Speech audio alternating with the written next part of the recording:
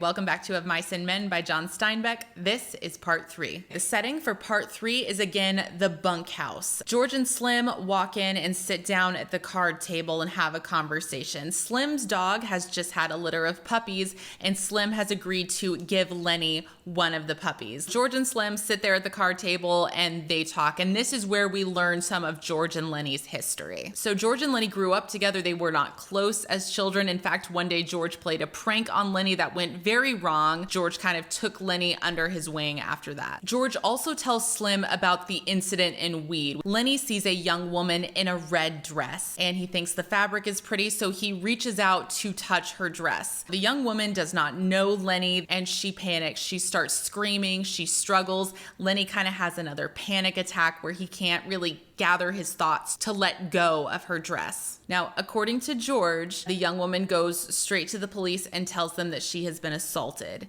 And then a mob forms and chases George and Lenny out of town. Now, Slim is listening to all of this pretty non-judgmentally, like pretty compassionately, when the other men enter the bunkhouse, including Candy and Carlson. Carlson immediately starts in on Candy about his old sheepdog again. Carlson says like, hey, look, we've got this new litter of puppies. Slim's dog has got these puppies. You could have one and you could let me get rid of your dog. Candy is trying to avoid this conversation. Finally, Slim kind of steps in. If I was helpless and in pain, I would want someone to put me out of my misery. And that is the moment when Candy says, okay, fine, you can take the dog. Carlson leads Candy's dog away, and a few minutes later, everyone hears a shot. Terrible moment in the bunkhouse. Slim and the other men go to the barn to try and find something to do, leaving George and Lenny and Candy alone in the bunkhouse.